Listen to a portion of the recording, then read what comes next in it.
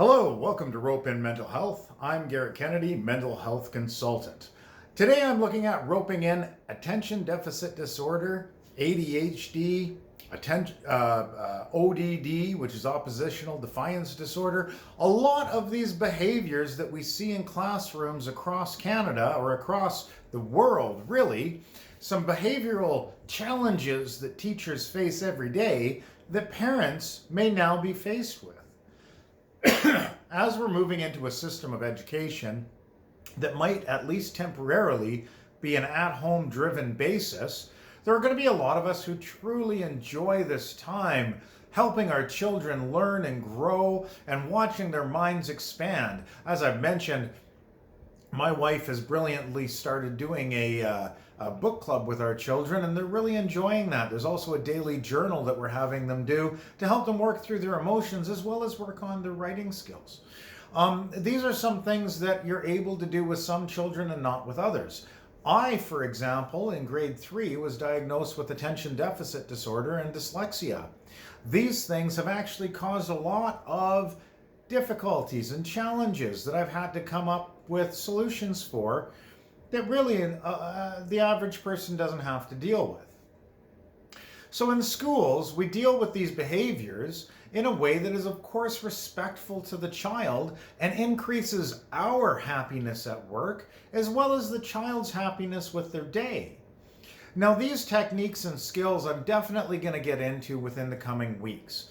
And I want to give you guys some time to relax and not think about school and not worry. However, I know that the teachers here in Saskatchewan, as well as Alberta, where I also have some children, are looking at doing an online system of schooling, which is great. A homeschooling situation is actually a very healthy thing that can work very well with the support of the general population and the government.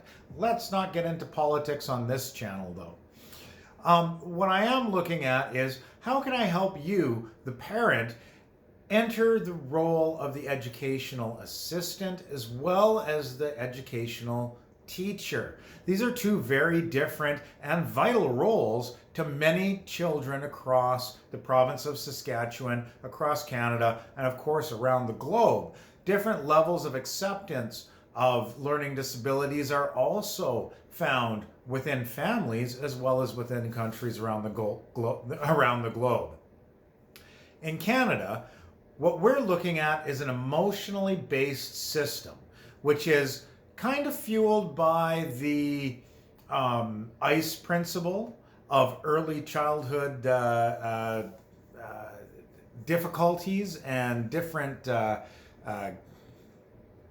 crises or harms that have come to a child psychologically throughout the years can build up and result in behaviors that look defiant or appear to be in opposition to the norm of society. These things end up turning out either very frustrating or very dangerous in some severe situations. But the basic principle is the same as what we look at when we're looking at roping in mental health. Building resiliency so that their base level of stress, even during test situations, is low when they enter into a new uncertainty. This gives us enough time to build up during that excitement phase, or what we would call kind of a cautionary phase, where the child's emotions are getting elevated, the anxiety is getting more, and if we don't do something now, we're going to hit that really out of control phase. And at that out of control phase, it truly is out of the person's control. Oftentimes we'll find ourselves yelling at our children or loved ones, possibly saying something or doing something online or at work that we didn't intend to do, and afterwards you're sitting there thinking, geez, I really shouldn't have done that. There was a better way to react in that situation. That's being out of control. We in the school system talk about the zones of regulation. And this is language that we try to teach the children. They might not have the language to say, I am frustrated. Wouldn't that be wonderful to hear that many syllables coming out of a kindergarten class? And sometimes we do. However, some children don't have the ability to even say, I'm angry. All they can say is, I'm hurt, or that person attacked me and I stood up for myself. All of these situations of overcompetitiveness, of anger or aggression, we deal with by trying to give the child a language to express to us how they're feeling. So we effectively simplify all of the emotions a person can have into 4 simple zones. Over the coming weeks, I will go through each of these zones and some suggestions on how to deal with each situation as it arises. But please understand, no book has raised a child, neither has any video. So your particular situation is in itself isolated and in context to only itself. So you understand what's best for your child. If you need one-on-one help, I am available. Check out Kennedy Consulting, my other online business of where I do some private consulting and whatnot. There's my plug. Back to the free help. Long and short of it is, we give the child a language, a common phrase that we can say, are you in the green zone? Great, let's do some work. Are you in the yellow zone? Let's slow down like we're at a traffic stop and figure out what's going on. Maybe there's something we can do to stop the arguments. And once we stop the arguments, the work will continue happily. And we might end up enjoying the time we're spending with our children doing their homework. Red zone, of course, is what I'm talking about when you're acting out of passion. Red zone doesn't have to be negative. Red zone can be like a manic phase, or a place where kids are so silly that they just can't get any work done because they're laughing and giggling so much that they can't get a breath in. And it's really almost humorous to sit there as an EA watching a teacher get frustrated over a child enjoying themselves at school. However, I understand from parents' perspective. Trust me, I understand. I've got some children that I have definitely learned this lesson on sometimes. I have not been patient while they've been giggly, and I've been angry instead of they're giggly, and then we're both up here. And we're both acting passionately rather than logically, and sometimes feelings get hurt during that. Bodies get hurt during that sometimes too. So one of the things that we can do to help these children who act out or act out physically their emotions is help them realize what zone they're in or what emotion they're feeling. This is language that may not be commonplace in every household, but if your child has been having help at school, they will be familiar with the zones of regulation even if you aren't. The one I've been avoiding is this strange area, this blue zone. The blue zone is how a lot of us are feeling right now. The blue zone, let me get a little closer. You can see the pictures, I hope. Try to get that to zoom in. The pictures depict different emotions and different feelings and different ways of feeling blue. Everything from being sick to being tired to being hungry, things that would cause a child to just be in that blue funk. Think of blues music, that's where we're aiming, right? So we're looking at a situation where the child is feeling blue, the child is feeling sad, or the child is feeling sick. And those are things that, of course, we're watching for anyway in this time of self-isolation, so I'm kind of ignoring that. But sticking to the places that they're able to get work done in around here is something that I want to help work with you guys at. And start talking to your children about whether or not they're feeling good, they're feeling happy, they're feeling energized, and they're feeling green zone. Think like Kermit the Frog green, right? I'm ready to do some work. Or if they're feeling in the more yellow zone, they're feeling a little scared and anxious. Because if they're feeling scared and anxious, as I've mentioned in other videos, we're moving towards that flight or fight response. And I don't want to fight or a flight from my children when I really just want them to get homework done, right?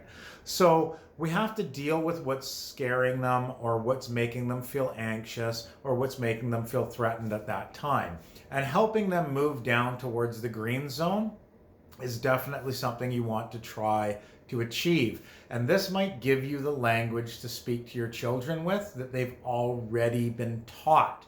They can help us reinforce their emotional learning so that when they return to school after the isolation for infectious diseases ended and we actually start going back to school again, these are some tips that you can reinforce that will help us get them back to learning as quickly as possible. This will also help your children keep some similarity. And right now, in this time of uncertainty, keeping some things common, like the language they hear at school, being mimicked by the language they hear at home, will help them remain calm. And we can avoid escalating through the yellow zone up into what we call the red zone. The red zone's out of control. I cannot stress this point enough. I am of a positive parenting model. I am of a positive educational model. And I think, as you know, I'm an EA working with children with special needs. I would certainly hope you believe I've found some ways of reacting to unwanted behaviors that does not disrespect or endanger the child in any way. And I will share these with you in time. But for right now, the safest thing that I can say, if your child is in this red zone and your child is just not going to work with you, and it's going to be more stress for you and more stress for them, right now during this time, I would say let them take a break. Let them walk away. Take a break. Again, I know it's written backwards. When I find somebody who knows how to do editing, I'll help with that. I'll get help with that. But anyway, I would like to say that there is help out there. There are lots of videos out there on the zones of regulation. I am going to be going through some applied knowledge of this. I am going to be simplifying these things down, not explaining them in full. And I will be going through some techniques that we use in school that you can implement immediately. The first one is, if you think that your child is in the red zone, refusing to do work, not willing to do reasonable requests of you, if they're just feeling emotional, yelling, screaming, being very, very hurtful, let them take a break. When they find a way to calm themselves down, they'll be in a place where you can teach them how to go from here to here. But you can't teach them when they're here. You can't. Don't try. It's just going to end up in pain and crying, you or them. So don't try to teach them when they're here.